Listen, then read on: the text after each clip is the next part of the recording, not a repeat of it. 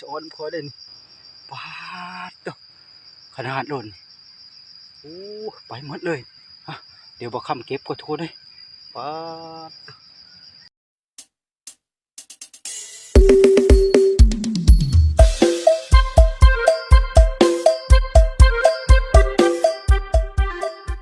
ถ่ายสบายดีพี่น้องปองฝ่ายมันสุขุสุกคนผมก็บอกคำสิ่งเก่าสิ่งเคยทุกคนมื้อนี้บอกคำฝนตกหลังจากฝนตกเมื่อวานทุกคนมื้อนี้บอกคำสิพาทุกคนเฮาเล่าหาเลาะให้ตาบก็ทุกคนเลยเนาะโอ้โหสิอ้อหรือบ่มานประมาณฝากกดไลค์กดแชร์กดติดตามให้กำลังใจบอกคำเลยทุกคนนี่บอกคำถือพากับธงมาทุกคนจะสิเขาเลาะแถวแคมป์หน้าให้ทุกคนนะว่าอยู่ภายในประเทศหรือต่างประเทศบอกคำก็ยินดีต้อนรับเข้าสู่ช่องบอกคำนะทุกคนไปหากันเลยทุกคนเนาะแต่บ่ฮู้ว่าสิอ้อหรือบ่ได้ไปดวานเบิ่งไปเฮ็ดตาบนี่สินั่นเลยไปทุกคนโอ้บอกคำก็บ่ได้ลงคลิปแต่โดนเลยทุกคนเพราะว่าติดธุระทุกคนเนาะเนี่ยงานทุกคนเลยอันนี้ก็สิพาเขาเล่านี่เนาะไปเบิ่งน้ำกันเนาะไปเลยทุกคนนี่ปลาเล่าก็แถวนี้แหละทุกคนมีชงมาย่างเนาะแล้วก็ฮูที่ได้เฮ็ดตาบหรือเฮ็ดละโงกนะทุกคนไปกันเลยเราทุกคนมานให้ดีกว่านะทุกคนเนาะเราเนี่ยคือทุกคนเลยขวายเตะนู่น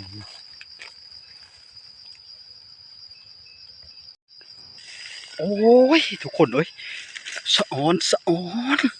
จะเบิ่งเฮ็ดนี่โอ้ยคืออ้อได้อ้อดีแต่บาดนี้ดอกงามๆทั้งหมดเลยนี่ป๊าดเด้อเบิ่งนี่ทุกคนนี่ป๊าดเด้อบ่ขับมาเลยทุกคนนี่เดี๋ยวขับเปิดดูก่อนป๊าดเด้อได้เถอะบ่ได้หาแต่เมื่อวานทุกคนนี่ป๊าดเด้อเบิ่งแน่นี่ดอกงามแท้ทุกคนนี่ปาดเด้อสอนพอเด่นปาดเด้อขนาดหล่นโอ้ไปหมดเลยฮะเดี๋ยวบอกคำเก็บก็ทุกคนเลยปาดแกงแซ่บๆเลยมันนี่มันแล้วมันนี่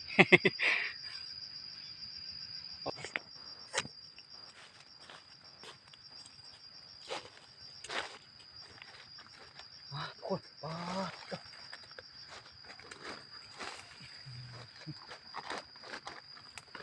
โอ้ดอกงามเลย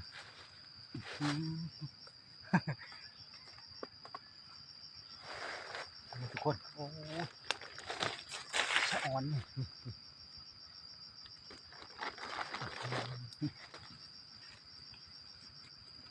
ปาดเด้อ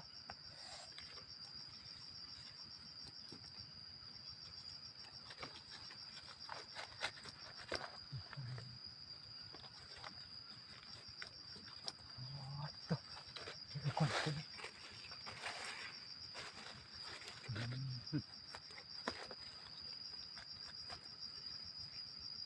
โอ้ดอกงามเลยปาดเด้อ กระจูมันทุกคน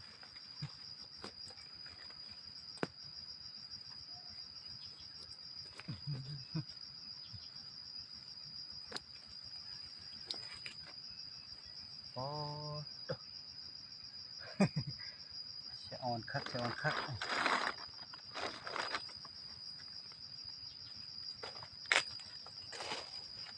โอ้ยกดนี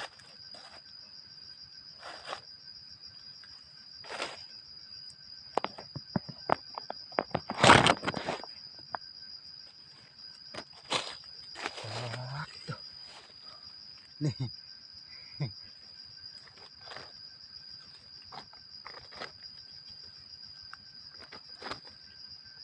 กำลังออกก่อนจะไปหาต่ออีกก่อน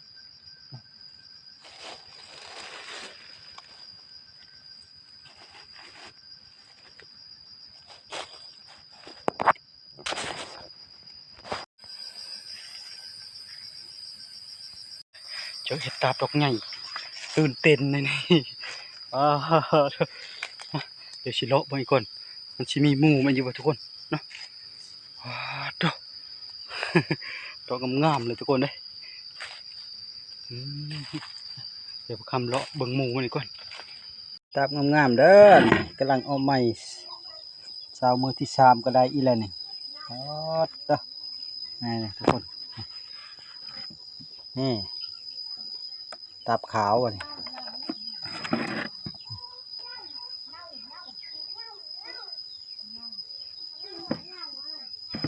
ทุกคนนี่ว้าวดอกงามๆจุๆเลย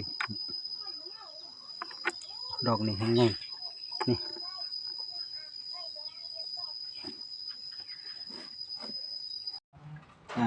ได้แล้วเด้อได้อีมื้อเช้านี่ก็นี่บ่ได้หลายชุดนี่ครึ่งกระชาม